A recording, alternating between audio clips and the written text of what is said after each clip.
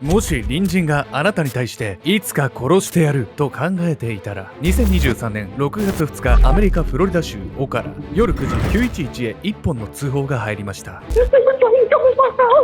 Okay, what's going? Take a deep breath for me. Calm down. Oh my god. You said someone tried to break down your door. Is that correct? Yes, yes, the woman was screaming and yelling. She was trying to break down my door. Okay, was a female? Yes. I didn't know what to do. I grabbed my gun and I shot at the door. 隣人に危害を加えられそうになり射殺するしかなかったと話したその女性はスーザン・ロリンツ。彼女は自身の犯行について正当防衛を主張しますが、その言い分には疑問を感じずにはいられませんでした。なぜならスーザンは隣人を殺害してしまい、電話越しに悲痛に泣き叫ぶ女性。隣人同士が抱えていた確執の正体とは、ただ平穏に暮らしたかっただけのその女性は常識の通用しない相手に立ち向かってしまったんです。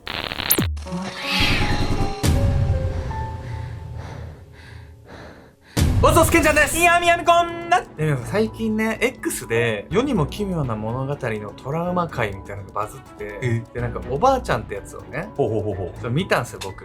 どんな話を。家族連れがいてすっげえちっちゃい子供がいてね、女の子の、でもうあと 2,3 日で死にそうなおばあちゃんのお見舞いに行くのよ、でおばあちゃんは死ぬ直前に生き別れた弟に会いたいから死ぬ前に体返すから体と精神を交換させてくれってちっちゃい女の子が頼むんだよ。でおばあちゃんはそのちっちゃい女の子の中に交換で入って、でちっちゃい女の子としてこう男に会いに行く。生き別れた弟。そう。でも実はそれ生き別れた弟じゃなくて、ただのなんか多分昔の好きだった男なのね。でもまあおばあちゃんはもう自分の体もう死んじゃうから、孫娘にさそんな思いさせたくないから早く病院に行って交代しなきゃって言って戻ってくんだけど、カットがまた切り替わるわけ。そこでもう全部話すじゃない。あと何分あんのよ。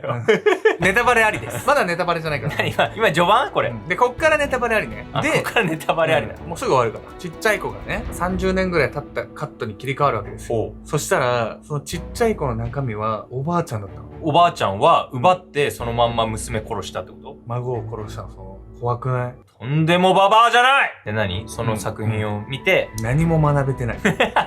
面白かったよって話、ね。学びとしたら大事なもんはあげるつもりで貸さないと奪われるよって話。お金もそうじゃん、時間も。無理に学ばなくていいわよ。でも実際そう。ああ、そうなんね。だから俺おばあちゃんが現れても体貸さない。いやそんなことないから安心して。今回ご紹介するのはアメリカフロリダ州で起きた殺人事件について。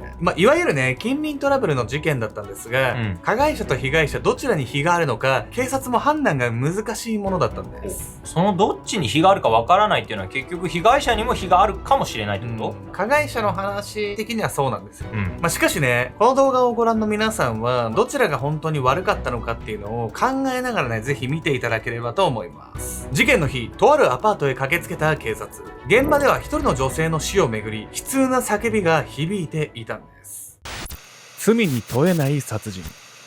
2023年6月2日アメリカフロリダ州オカラ夜9時過ぎサウスウエスト108番通りに立つアパートへ複数人の警察官が駆けつけました。Where? Where? Ex-military. She's in that house, bro. That apartment. Right here.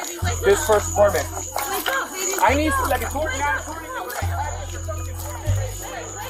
We need to do CPR real quick. Baby, wake up! CPR. Baby, wake up! Let me see. Do we have any pulse?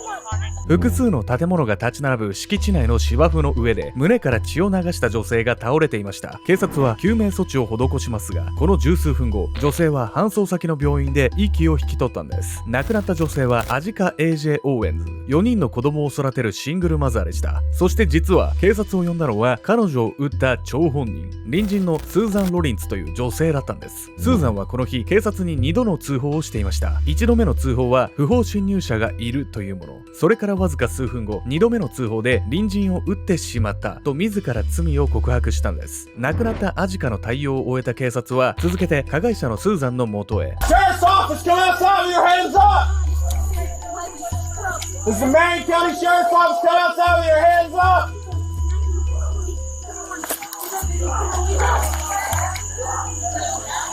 Show me your hands! Show me your hands! Turn around! Turn around! Where's your gun at? You got hands? You got hands? You're gonna be detained. Is there anybody else in the house? maybe somebody else in the house. Can I just get my No, daughter? no, no, not right now. Alright. You're not under arrest. You're being detained. Okay, I understand. Come over here. Oh, wait, can you close the door? I have two cats inside. Hold I on. don't want the cats to run out. 逮捕ではないという警察の言葉通り、この日スーザンは事情聴取を受けたにとどまりました。人一人が亡くなっている状態で彼女が逮捕されなかったのは正当防衛を主張していたため、警察は事件の直後、記者会見でスタンド・ユア・グラウンド法適用の可能性を精査する必要があると発表したんです。このスタンド・ユア・グラウンド法は、まず撃ってから考える法律と揶揄されているものでした。まず打ってから考える法律、とんでもない法律じゃないそんな、どんな法律なのよそれ。これアメリカの正当防衛の成立をね定めているのがこのスタンド・ユア・グラウンド法なんです。というわけで本日のメトロなキーワード、スタンド・ユア・グラウンド法について。スタンド・ユア・グラウンド法とは、身の危険を感じた際退避せずにその場で反撃しても法的責任を問われないとする法律。2005年にフロリダ州で成立して以来全米に広がっていき、現在のアメリカでは30州で認められているんです。日本にも正当防衛法は存在しますが、ほとんどの場合身の危険を感じても逃走できる場面では反撃せずに逃走しなければならないと義務付けられています。アメリカのスタンド・ユア・グラウンド法はこの正当防衛法から逃走の義務をなくしたもの、危害を加えられそうになった場合は逃げずに武器による反撃をしてもいいと認める法律なんです。スタンド・ユア・グラウンド法が作られたのは銃社会であるアメリカにおいて市民が積極的に自己防衛できるようにするため、危害を加えられると感じればすぐにでも反撃していいとするこの法律は犯罪者に対する抑止力になるとされています。一方でスタンド・ユア・グラウンド法の存在によってまず撃ってから言い訳を考える文化が助長されているという意見も。今回の事件でもこの法律のために正当防衛の可能性を吟味する必要があり、容疑者であるスーザンの逮捕に時間を要したことが問題視されたんです。これは確かにちょっと物議を醸すのもわかるわよね、だってわざとじゃないにしても人間をね殺しちゃった人をすぐに逮捕できないわけでしょ。殺人に対する罪の意識が薄れちゃう感じしますよね。問題はね、スーザンの正当防衛の主張ってのが真っ当なものかどうかなんです。彼女は何をもってその殺人を正当防衛だというのでしょうか。近隣トラブルの矛盾。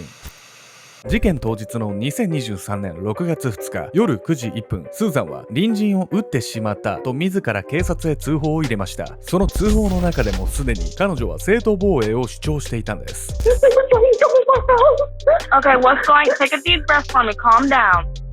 Oh my god. You said someone tried to break down your door. Is that correct? Yes, yes, the woman was screaming and yelling and she was trying to break down my door. Okay, it was a female. Yes. I didn't know what to do. I grabbed my gun and I shot at the door.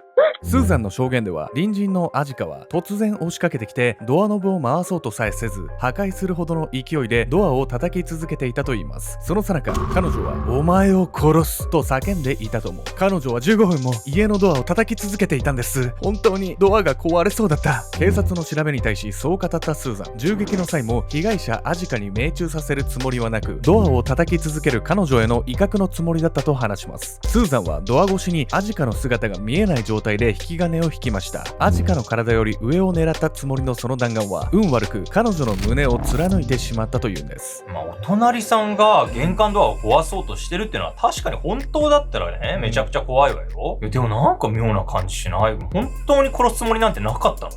そこはね本当だとされてるんです。殺すつもりだったらドア越しじゃなくてドアを開けてしっかり相手の姿を見て撃つはずなんです。そもそもなぜアジカはスーザンに対し玄関ドアを破壊しようとするほど怒っていたのか。トラブルの発端はアジカの10歳の息子がスーザンの家の敷地に勝手に入り込んでいたことでした。スーザンは彼を注意したのですが母親のアジカとのトラブルが一度ではなかったため彼女がヒートアップしてしまったというんです。彼女はもう私の隣へ越してきて2年になるけど何度注意しても子供たちは勝手に敷地に入ってくるの。彼らは絶対にやめようとしないわ。2年間子供たちが不法侵入を繰り返しそのことで何度も言い争いになっていたというスーザンとアジカ。スーザンの言い分だけを聞けばアジカは子供が悪さをするのをほったらかしにしている迷惑な隣人。そんな常識のない隣人が玄関先で殺すなどと叫んでいたとすれば確かに正当防衛の主張は通るように思います。しかしこの時点で警察はスーザンの供述の不審な点に気がついていました。先ほど説明したように事件当日の隣人アジカの行動についてスーザンはこう語っているんです。彼女は15分も家のドアを叩き続けていました。本当にドアが壊れそうだった。しかしスーザンはアジカが玄関前へやってきてわずか7分後に発砲しているんです。さらに当日は向かいの家の住人が一部始終を目撃していましたが、アジカは玄関ドアを激しく叩くこともなければ殺すなどの発言もなかったと言います。そう、スーザンは隣人アジカの行動について明らかに嘘をついているんです。警察が捜査を進めると、スーザンは事件の以前にスタンド・ユア・グラウンド法について詳しく調べていたとも。まるで以前から隣人のアジカを殺害するつもりだったかのように。これはスーザンがアジカをさ、悪者に仕立て上げて罪を逃れようとしてるように見えるわよ。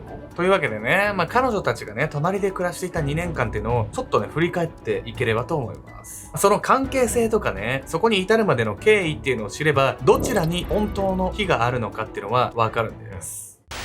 すぐに通報する女。被害者のアジカがフロリダ州オカラのアパートへ引っ越してきたのは事件から2年前の2021年。シングルマザーで3歳から12歳まで4人の子供を育てる彼女は明るく思いやりのある人柄から近隣住民ともすぐに馴染みました。一方で一筋縄ではいかなかったのは隣人スーザンとの関係性。あなたたち、私の家の敷地で遊ばないで、不法侵入よ。そう言って敷地内の芝生で遊んでいたアジカの子供たちを怒鳴りつけたスーザン。人の家の敷地に入って遊んでいたのであれば、彼女が子供たちに怒るのも仕方がないように思います。しかしその様子を見た近隣住民たちはむしろスーザンの方に怪訝な目を向けていたんです。なぜなら子供たちが遊んでいたその場所はアパートの共有スペースだったから。要するにスーザンはたとえ共有スペースであっても自宅の近くで子供たちが遊んでいることが気に入らなかったんです。その後彼女は大家に文句を言い、自宅近くのその共有スペースに立ち入り禁止の看板まで立てさせました。共有スペースの意味を分かってないわね。このスーザンっていうのはかなりね偏屈なおばさんで、警察も近隣住民もめちゃくちゃ困ってたんです。スーザンは自宅の周辺で気に障ることがあるとすぐに通報するため、警察も彼女のことはよく知っていました。Sure. Go someplace where he's not barking. Please. I'm getting too much feedback. I can't hear my customers. Go up. Tap me. It's a dog. We can't stop the dog from barking. Yeah, but it's too much feedback. Can you please at least go someplace where I'm not getting too much feedback? That's, honey, that's, All right, well, you have a good one. Apparently, we can't stand here and have a conversation and shit. that's what I'm saying. So, 犬の鳴き声にも過剰に反応して通報するスーザンのこと。アジカのように子供を4人も育てていればトラブルは避けられなかったんです。2022年2月、スーザンはアジカについて次のような内容の通報をしました。隣の家の女がうちの敷地の立ち入り禁止の看板を投げて、それが私の足に当たったのよ。この時アジカがその看板を引き抜いたことは事実。しかしそもそもアパートの共有スペースにそんな看板を立てているスーザンの方がおかしく、アジカの言い分では投げつけてなどいないとも。この後もスーザンからはアジカの子供が看板を無視して敷地に入った、アジカの子供が看板を盗んだなどの通報が相次ぎました。怒り狂ったスーザンは車に乗りクラクションでアジカの子供を威嚇。驚いた子供たちは彼女に対しつい乱暴な物言いをしてしまうこともあったといいます。そんな子供たちの反応に憤慨したスーザンはこの時拳銃を購入しました。寝室のゴミ箱の底に2丁の拳銃を隠すようになったスーザン。この時から彼女はいつか隣人のアジカにその銃口を向けるつもりだったのかもしれません。やることなすこと何もかも極端すぎるのよ。近所の子供にさ、乱暴なものにされたからって拳銃を新しく買おうなんて思わないわよ普通。こんな人がね隣にいたらもう引っ越すぐらいしか対処法なさそうですよね。こうしてアジカやその子供たちに対して憎悪を募らせていったスーザン。事件の日、隣人同士に何が起きたんでしょうか。息子のために。2023年6月2日の夕方、アジカの10歳の次男はアパートの共有スペースで友人たちとバスケを楽しんでいました。夏休みが始まったばかりのこの日、浮かれていた子供たちは少し盛り上がりすぎていたところもあったのかもしれません。おい、マルケども、ここはお前らが遊んでいいような場所じゃないんだ。母親を呼んでこい。案の定、スーザンは子供たちの元へ怒鳴り込んできました。この時、アジカの次男は芝生の上にタブレットを置いていたのですが、彼女はそれを手に取ると地面に思い切り叩きつけたといいます。さらに子供たちが敷地内に置いていたローラースケートを持ち上げたスーザンは子供の一人に向かってそれを投げつけたんです。いた！足にローラースケートをぶつけられ顔を歪ませるその子供。友人に危害を加えられたアジカの次男は自宅へ走り2歳年上の長男を呼びました。アジカの長男がスーザンの家へ文句を言いに行くと、玄関へ姿を現した彼女は傘を振り回して追い払います。腹の虫が収まらなかった子供たちは母親のアジカを頼ったのですが、夜8時54分、アジカは10歳の次男と2人で隣人スーザンの家の玄関へやってきた。ちょっといいかしら。息子が話をしたいって言ってるの。スーザンが応じる気配はないが、アジカは続けて家の中へ呼びかける。息子に物を投げつけたでしょ。ちょっと話がしたいわ。一方、家の中のスーザンは必死の形相で受話器を取っていた。不法侵入者がいるんです。警察に向かってそう訴える彼女のその様子はもはや平常運転。しかし受話器を置いた後の行動はいつもと明らかに違っていた。寝室のゴミ箱をひっくり返し、隠していた拳銃を手に取ったスーザン。彼女は足早で玄関へ向かうと、